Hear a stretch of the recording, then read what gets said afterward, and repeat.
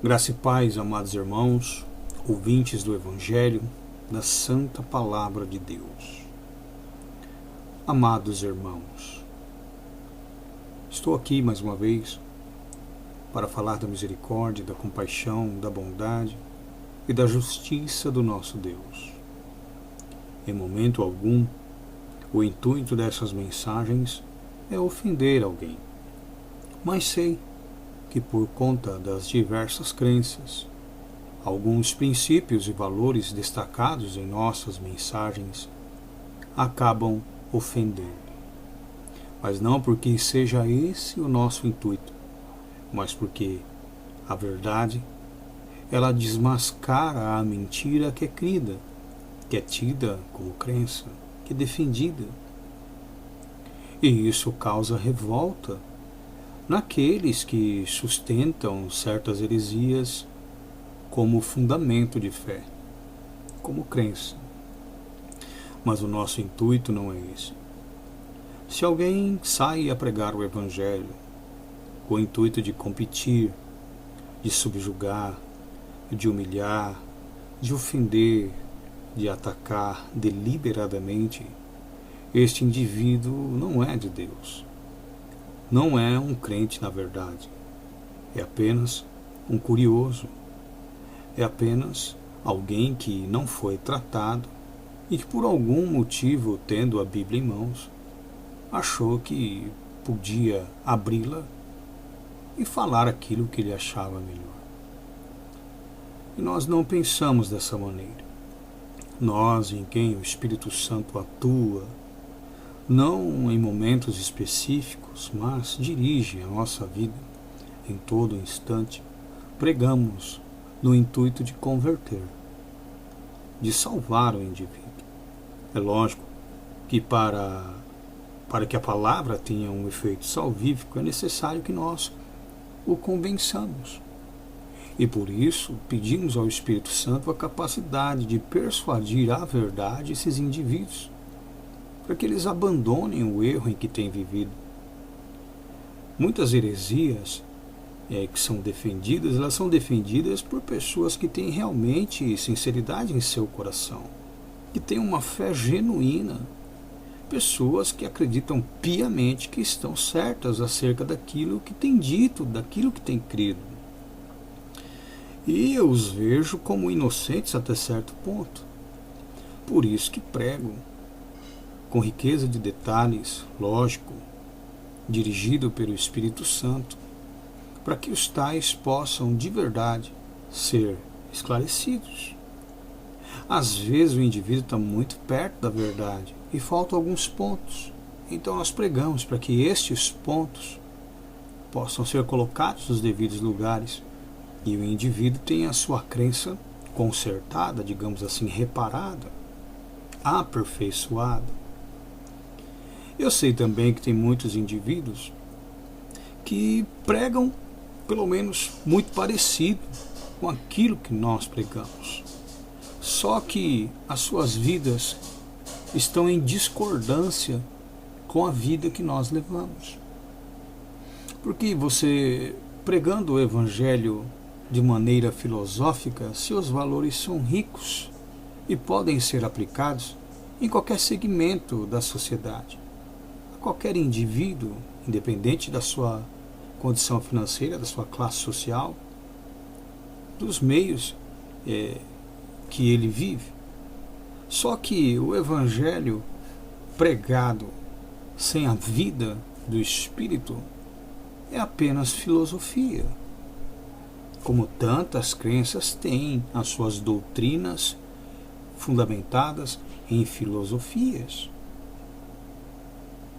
E nós pregamos aqui o Evangelho, que é poderoso para transformar qualquer pessoa. Existem ateus que, mesmo não sabendo, seguem a filosofia do Evangelho, seguem a letra. Mas não têm aí a fé implantada, não têm o discernimento, não tem a comunhão com Deus por meio do seu Espírito, não tem sabedoria do alto, não tem as virtudes, os frutos, não tem o fruto do Espírito Santo. Então o que eu quero é que os irmãos, além de praticarem os princípios, os quais são tidos, como eu disse, como uma filosofia de vida, mas que também possam sentir o efeito que essa palavra produz nos indivíduos que creem. E para que a crença seja perfeita, é necessário que o indivíduo tenha Deus como Pai e o Senhor Yeshua como o Messias, para que então eles possam adentrar o plano da eternidade. Muitos pensam que a vida ela começa a partir do momento em que desencarnamos, ou seja, o momento em que falecemos e deixamos esse mundo, que morremos fisicamente. E não é bem assim. Nós temos acesso à vida eterna quando cremos no Pai e cremos que o seu Filho é o Messias. Muitos pensam que crer é apenas acreditar em vossa existência. Mas não é isso. É acreditar naquilo que foi pregado, naquilo que foi ensinado, nos seus princípios e valores. Logo, a fé é um conjunto, e é um conjunto que tem aí os seus princípios, e ela é detalhada. Pessoas que não têm o conhecimento de Deus têm dado aí margem a interpretações discordes com o próprio Evangelho. Porque não basta apenas crer que Deus é o Pai, que o Messias é o seu Filho, e que sendo o Messias serviu de sacrifício pelos nossos pecados, se você não estiver disposto, se você não estiver se aplicando a viver como Ele quer que nós vivamos. Entenderam, meus amados? Então existe toda uma riqueza de detalhes, de princípios, de pontos a serem observados. Nós não podemos fundamentar a nossa crença em versículos isolados, porque versículos isolados pode ser, como na maioria das vezes, que caiam em discordância ou sejam refutados em outras passagens. Só que, para nós sabermos se tudo o que foi pregado é a verdade, temos que entender que há casamento ideológico entre todos aqueles que abordaram o assunto. Por exemplo, quando o Messias adentra em certos pontos, explicando-os, e nós vemos casar aquela ideia com o que Isaías disse, com o que está escrito em Salmos, até com princípios que Moisés trouxe, assim também como Pedro, Tiago, Judas em suas epístolas, João, não só no Evangelho. E quando nós não temos esse pensamento, acabamos às vezes abraçando princípios que não têm, vamos dizer assim, um alinhamento ideológico. O que nós temos que entender e ter como crença é todo o padrão estabelecido pelo Messias. Não só no que diz respeito à ideologia, como eu estou abordando aqui, mas a sua fé, a vida que ele levou, a qual expressa uma obediência intrínseca a Deus. E muitas pessoas não entendem isso. Algumas pessoas pensam, e ensinam que é impossível viver como o Senhor viveu. Meus amados, o que eu quero que vocês entendam é que é impossível ser como o Senhor, em que princípio? Porque ele pré-existia e encarnou em nosso plano como filho de José, filho de Maria, adotando um invólucro biológico como o nosso, o corpo físico, a carne. Então não tem como nós sermos como ele no que diz respeito ao seu princípio, à sua essência, quem ele foi antes da encarnação. Mas depois de encarnado, passando ele pelas mesmas aflições às quais nós passamos e estamos sujeitos, isso sim é possível. E ele veio como esse modelo, para deixar muito claro que é possível. Então, falando sobre vida eterna, eu quero que os irmãos abram as suas Bíblias comigo no Evangelho de João, capítulo de número 17. A oração do Senhor Yeshua. Em João 17, versículo de número 1, nós encontramos a seguinte informação. Jesus falou, ou Yeshua falou essas coisas. E levantando os olhos ao céu, disse: Pai, é chegada a hora. Glorifica a teu filho, para que também o teu filho te glorifique a ti. Assim como lhe deste poder sobre toda a carne, sobre todo ser humano, para que dê vida eterna a todos quantos lhe deste. E a vida eterna é esta, : que conheçam a ti só, por único Deus verdadeiro. Então, não é para conhecerem 2, 3 deuses. É para conhecerem o quê? A ti só, por único Deus verdadeiro. E a Yeshua, o Messias. Olha que interessante. A quem enviaste. Em nenhum momento ele falou a Yeshua, o Deus. Ou a Yeshua, que faz parte da trindade, da dualidade. A Yeshua do unicismo, que é um Deus que se manifestou de 3 maneiras diferentes, ou a Yeshua trinitariano, que é um único Deus composto por 3 pessoas. Não, ele não disse isso. Ele disse que a vida eterna é esta, que te conheçam a ti só, por único Deus verdadeiro.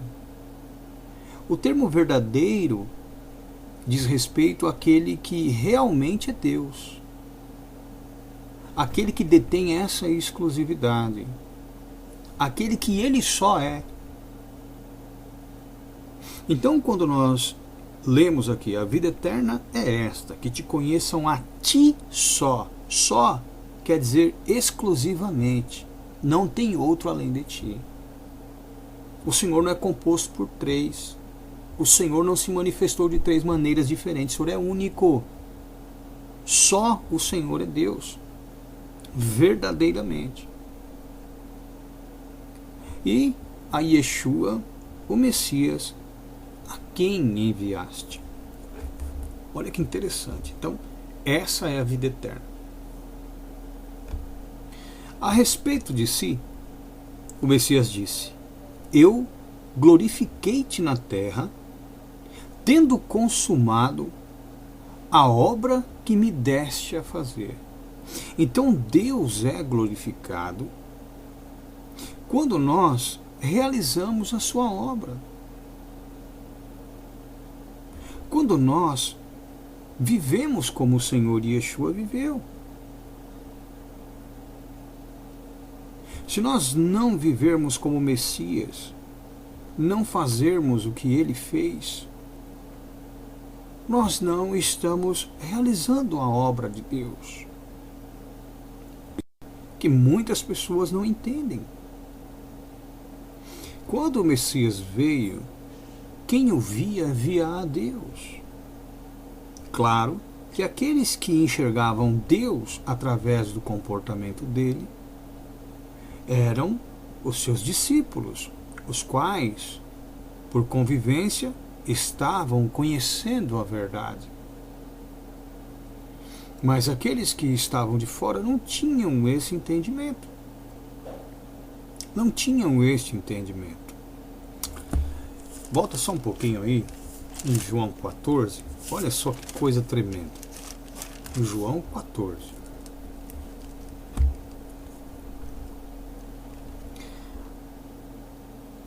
A partir do versículo de número...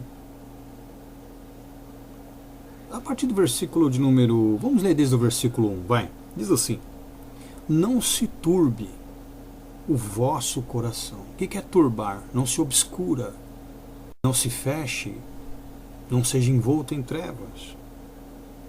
Não se turbe, não se perturbe, não se aflija.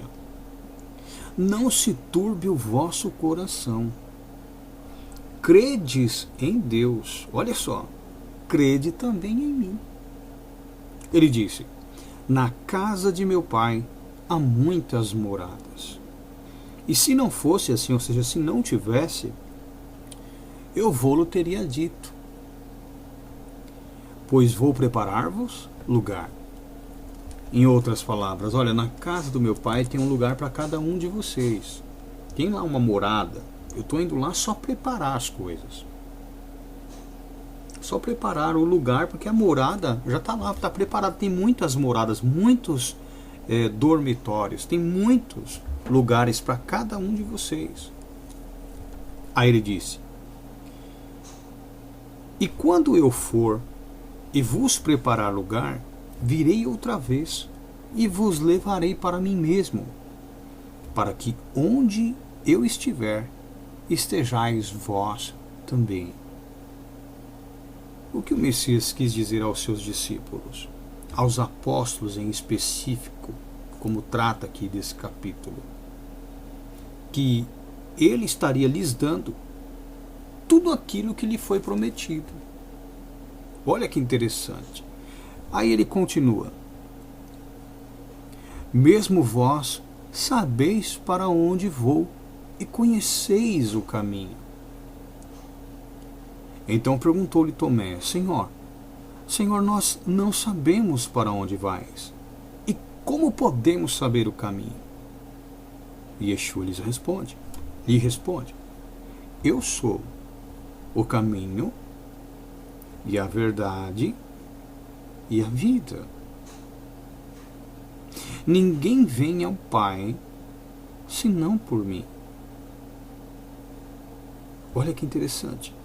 Eu sou o caminho, eu sou a fé. Eu sou a verdade que proporciona a libertação, o conhecimento. E eu sou a vida, a prática resultante do caminho que vocês seguiram, onde conheceram a verdade. Olha que coisa tremenda. Versículo 7. Se vós me conhecesseis a mim, também conheceríeis a meu Pai. E desde agora o conheceis e o tendes visto. E baseado nisso, alguns atribuem a Cristo ser ele o próprio Pai. Mas não é isso que ele está querendo dizer aqui. Filipe, não entendendo, pede o seguinte para ele: Senhor, mostra-nos o Pai, o que nos basta, o que nos é suficiente.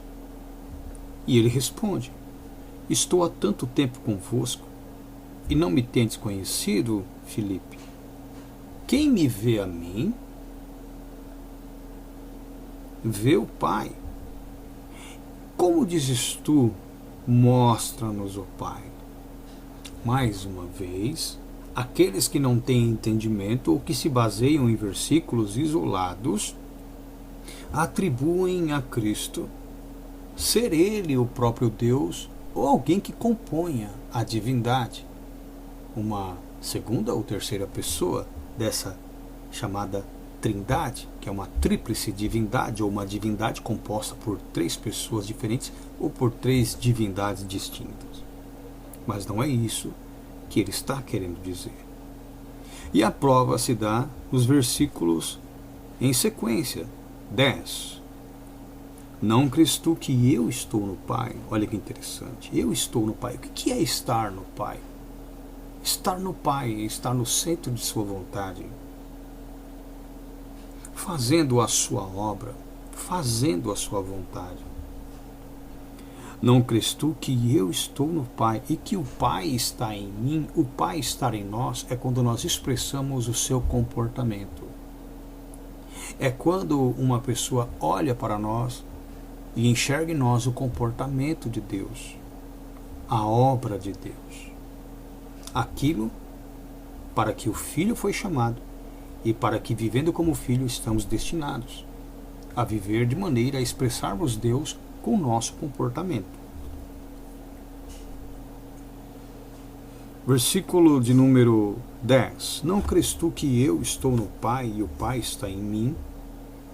As palavras que eu vos digo, não as digo de mim mesmo, mas o Pai que está em mim é quem faz as obras. Quando nós temos o Espírito Santo de Deus em nós, nós temos Deus em cada um de nós. E por nos sujeitarmos ao Espírito de Deus que em nós está, nós procedemos conforme o Pai. Nós agimos como Deus. Nós expressamos Deus com o nosso comportamento. Nós revelamos Deus aos nossos observadores, as pessoas que estão ao nosso redor. 11. Ele diz: crede-me que estou no Pai e o Pai em mim. Crede-me ao menos por causa das mesmas obras, ou seja, do mesmo comportamento, da mesma postura, das mesmas ações. Então, o Messias foi responsável em revelar o Deus que nele habitava. E essa revelação veio por meio do seu comportamento, das suas obras. As suas obras provavam aos espectadores, aqueles que fitavam os olhos nele, que o Pai habitava nele.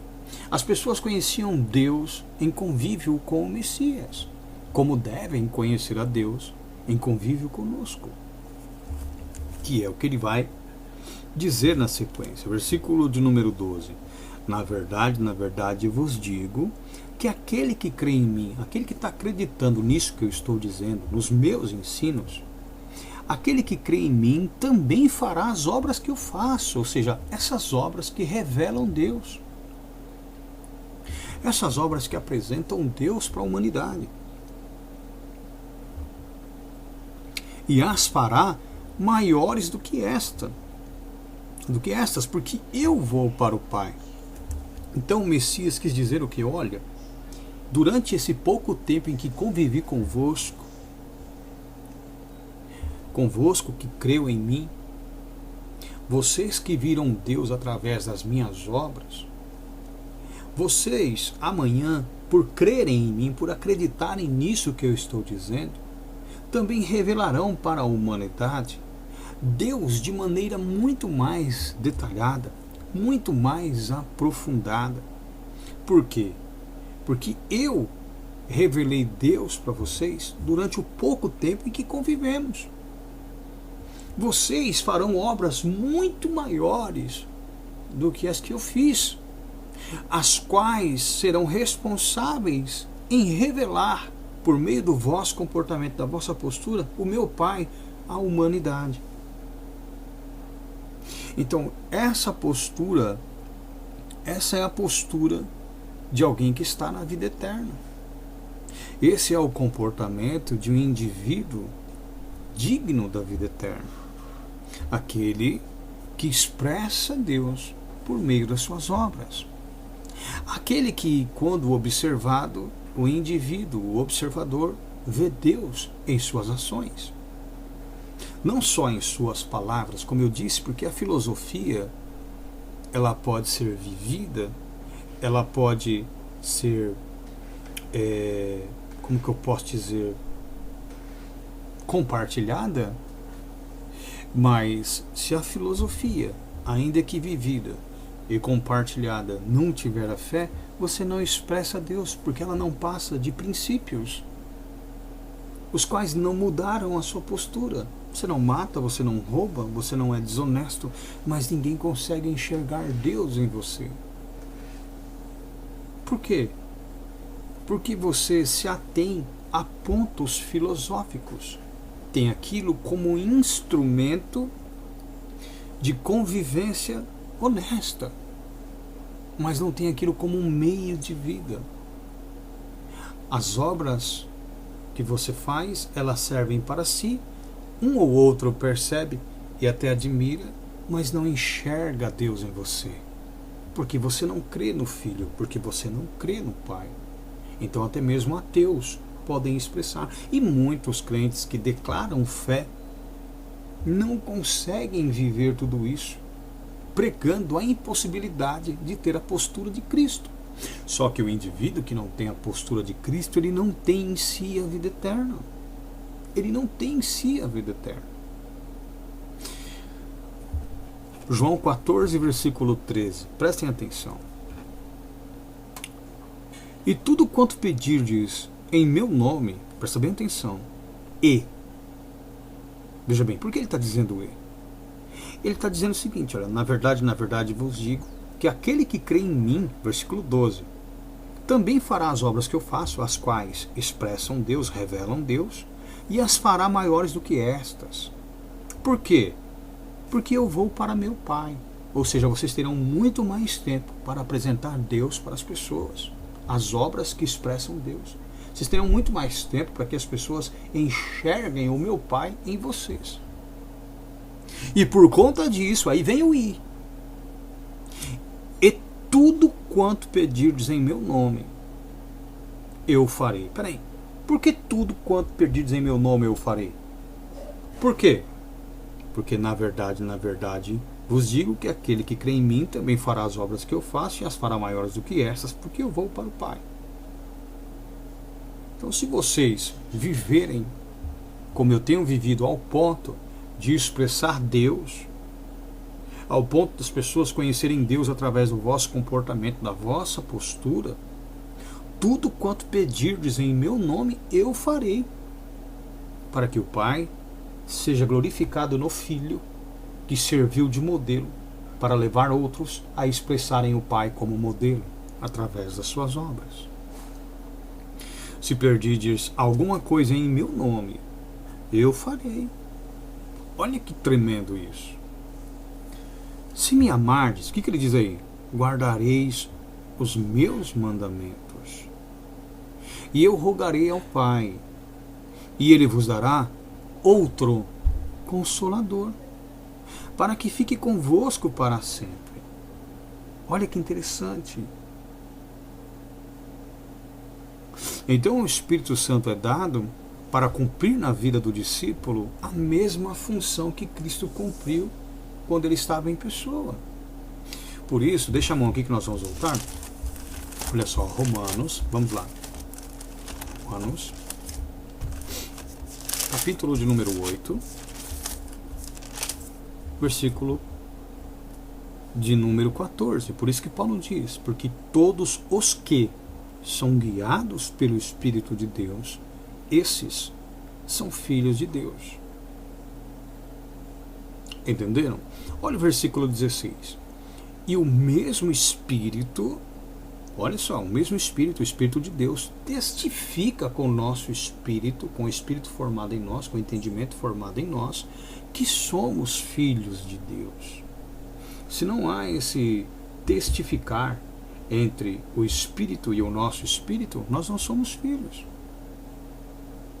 Os filhos são aqueles cujo Espírito e entendimento formado em si está em concordância com o Espírito que nós recebemos de Deus. Porque é o Espírito que nos, versículo 14, que nos guia. É o Espírito que nos orienta. É o Espírito que nos dirige. 17. E se nós somos filhos, somos logo que herdeiros. herdeiros também, herdeiros de Deus, co-herdeiros de Cristo. Co-herdar, herdar junto, ter direito à mesma herança, ou compartilhar da mesma herança. Se é certo que com ele padecemos, com ele sofremos, para que também com ele sejamos o quê? Glorificados. Agora, nós voltamos lá para João 17. Olha que interessante. João 17, 1 e 2. Yeshua falou essas coisas e, levantando os olhos ao céu, disse: Pai, é chegada a hora. Glorifica a teu filho, para que também o teu filho te glorifique a ti. Assim como lhe deste poder sobre toda a humanidade, para que dê vida eterna a todos quantos lhe deste. A vida eterna é esta, que te conheçam a ti só por único Deus verdadeiro, e a Yeshua, o Messias, a quem enviaste. Olha o que o Messias disse: Eu glorifiquei-te na terra, tendo consumado a obra que me deste a fazer. E qual foi a obra que o Pai confiou ao seu Filho? O Pai lhe confiou a obra de revelá-lo à humanidade, de revelar quem é a sua pessoa, como ele age por meio do seu comportamento, o seu nome que ele herdou. Vocês estão entendendo? Então, para nós sermos glorificados por Deus, é necessário que vivamos, né, como Messias, e padeçamos como ele também padeceu, em obediência a Deus. Então, estar na vida eterna, entrar na vida eterna, é quando nós não só acreditamos que o Pai é o único Deus verdadeiro e o Messias, o seu Filho, nosso Senhor. Não. Mas quando nós também, né? E também quando nós expressamos a Deus, vivendo como seu Filho. Vocês estão entendendo isso, irmãos? Conseguem entender isso que eu estou dizendo? Dando continuidade aqui.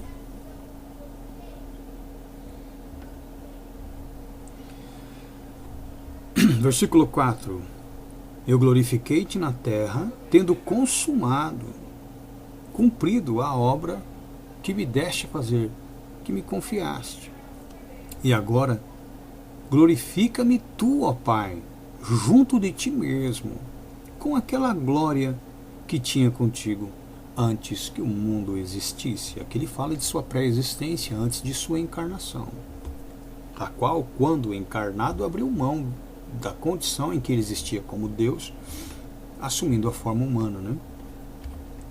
Versículo 6, ele diz: manifestei o teu nome aos homens que do mundo me deste. Eram teus, e tu nos deste, e guardaram a tua palavra.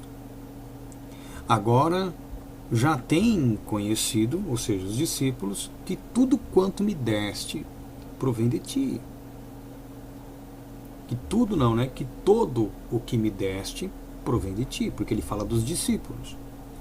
Porque lhes dei as palavras que me deste. Olha que interessante. Eu lhes dei as palavras que me deste. Prestem atenção nisso. Esse versículo é extremamente rico e importante para que vocês entendam o que o Messias está dizendo aqui. Olha, porque lhes dei as palavras que me deste, e eles a receberam, e têm verdadeiramente conhecido que saí de ti, e creram que me enviaste. Porque lhes dei as palavras que me deste. Que palavras são essas? Que palavras são essas? Vamos lá. Evangelho de João, capítulo 1, versículo de número 12. Olha só, Evangelho de João, capítulo 1, versículo 12.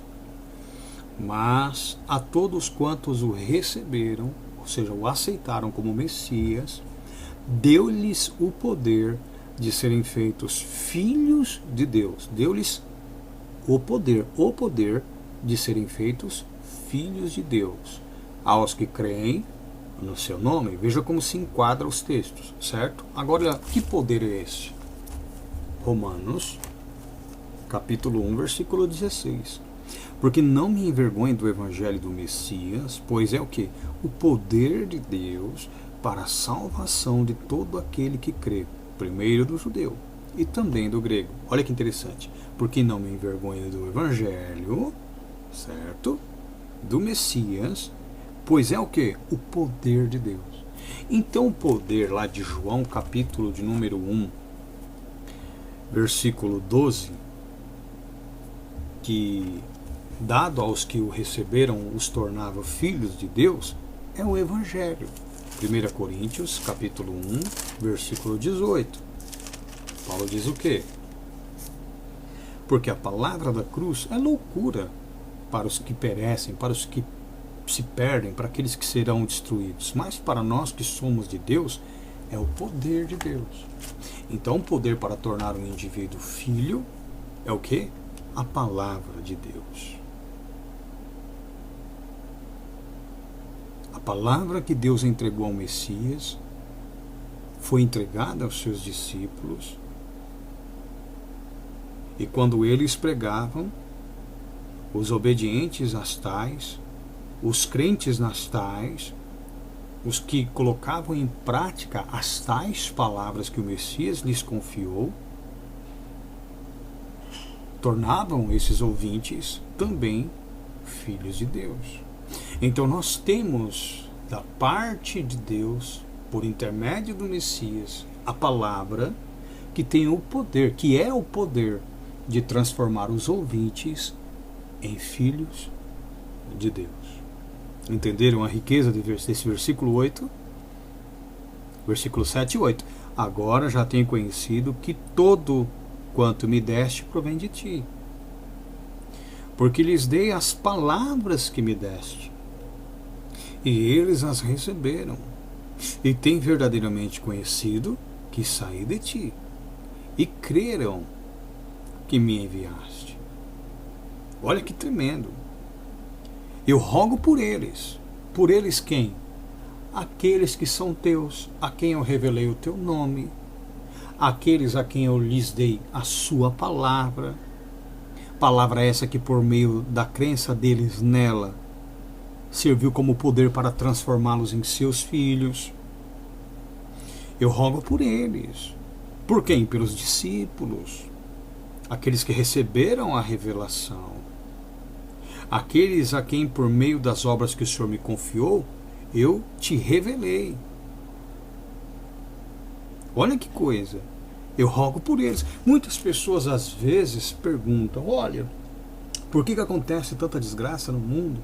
Porque Deus permite que certos infortúnios abatam a humanidade, aflijam a humanidade, crianças morrendo, velhos morrendo, mulheres morrendo, criminalidade e tantas desgraças que têm afetado a humanidade, porque Deus permite.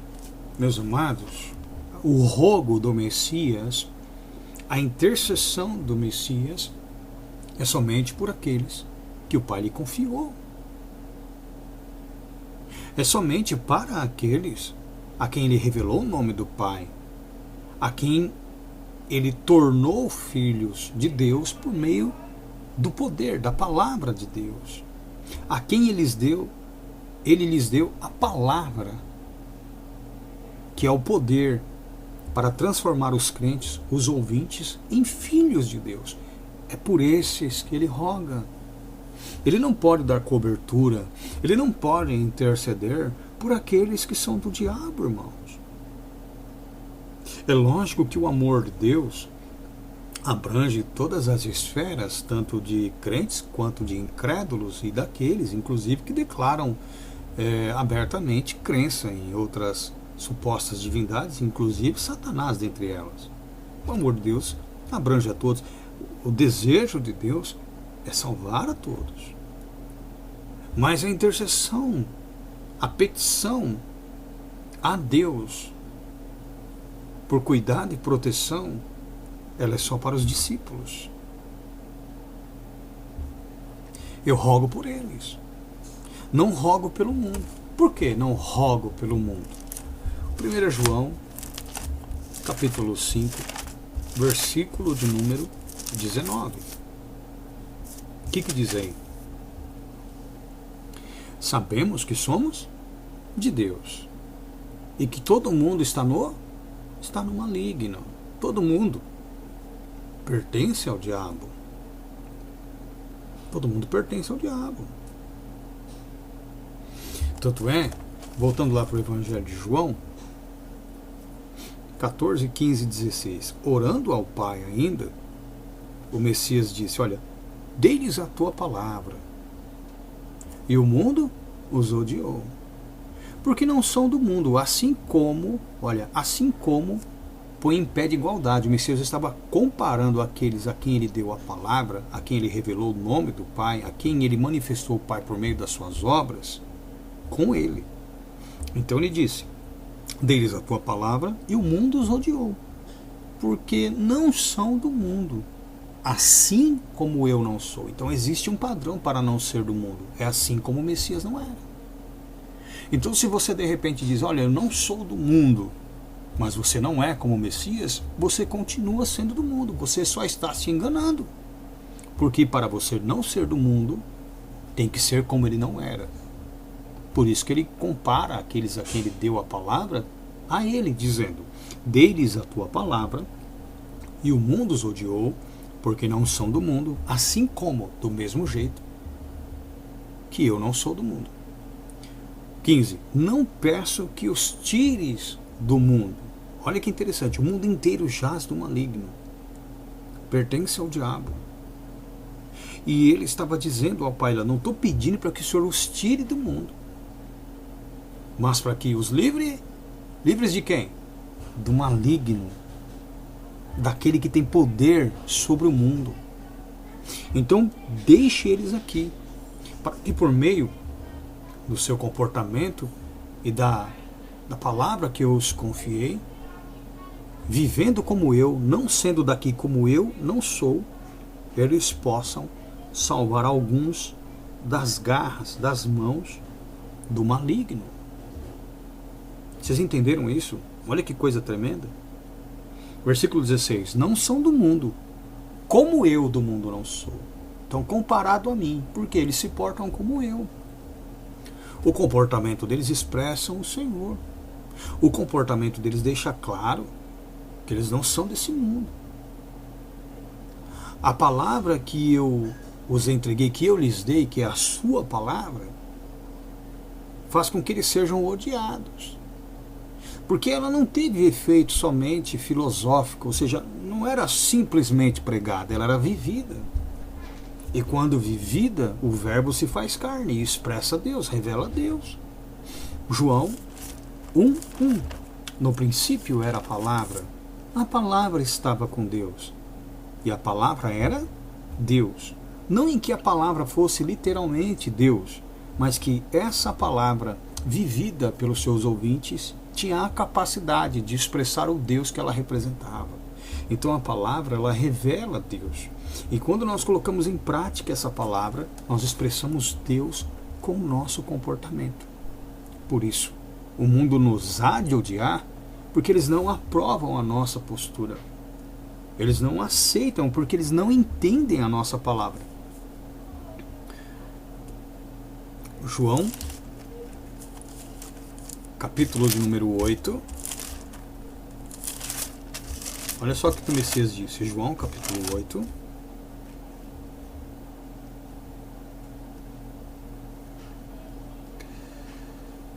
Versículo do 40 em diante. O Messias disse, mas agora procurais matar-me a mim, homem que vos tenho dito a verdade. E o que é a verdade? João 8, 32. Conhecereis a verdade vos libertará. O que é a verdade? João 17, 17. Santifica-os na verdade. A tua palavra É a verdade, certo? Então ele disse: mas agora procurais matar-me a mim, homem que vos tenho dito a verdade, que de Deus tenho ouvido. Abraão não fez isso, ou seja, Abraão não se portou como vocês. 41. Vós fazeis as obras do vosso pai. Disseram-lhe, pois, não somos nascidos de prostituição, temos um pai que é Deus. E o Messias lhes responde: se Deus fosse o vosso pai, certamente me amaríeis, porque eu saí e vim de Deus, não vim de mim mesmo, mas ele me enviou. 43. Porque não entendeis a minha linguagem, aquilo que eu estou dizendo, por não suportardes ouvir a minha palavra.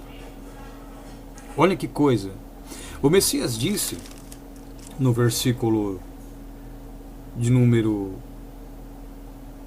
41, vós fazeis as obras de vosso pai. E eles diziam que o pai deles era Deus. Mas no 44 ele deixa bem claro o seguinte, ó, vós tendes por pai ao diabo. E quereis satisfazer os desejos do vosso pai. O que significa diabo? Enganador, aquele que se passa por Deus, que está enganando vocês. Vós tendes por pai ao diabo, enganador, e quereis satisfazer os desejos do vosso pai. Ele foi homicida desde o princípio e não se firmou na verdade. Porque não há verdade nele. Quando ele profere mentira, fala do que ele é próprio, porque é mentiroso e pai da mentira. 45. Mas porque vos digo a verdade, não me credes. Ou seja, se eu estivesse falando engano, a mentira, vocês acreditariam. Versículo 47. Quem é de Deus, escuta, dá crédito às palavras de Deus. Por isso, vós não as escutais, porque não sois de Deus. Então as obras, elas testemunham o Deus a quem nós servimos. As obras expressam, através do nosso comportamento, o Deus que habita em nós. Nós revelamos o Deus a quem servimos por meio do nosso comportamento. Entenderam, meus amados? Voltando para João, capítulo de número 17, versículo de número 9, o Messias disse: eu rogo por eles, aqueles a quem eu revelei o nome, aqueles a quem eu expressei o Senhor por meio das obras, aqueles a quem eu confiei a sua palavra, que foi o poder que os tornou como eu, filhos de Deus, aqueles que não são do mundo como eu também não sou, eu rogo por eles, a minha intercessão é por estes. Então aqueles que estão na vida eterna, eles têm a cobertura do Messias. Porque os que vivem na vida eterna são aqueles que têm a revelação do nome. São aqueles que têm o comportamento, as obras que expressam Deus. São aqueles que receberam do Messias a palavra, que é o poder de Deus para tornar os crentes filhos de Deus. Aqueles que não são do mundo, como o Messias não é do mundo. Aqueles que creem que Deus é o único Deus verdadeiro. Aqueles que acreditam nesse único Deus verdadeiro e no seu Filho, o Messias Yeshua. São esses que têm sido glorificados, porque eles têm glorificado a Deus. Vocês estão entendendo? São esses. Em Romanos capítulo de número 8, olha que coisa maravilhosa. Romanos 8, 29.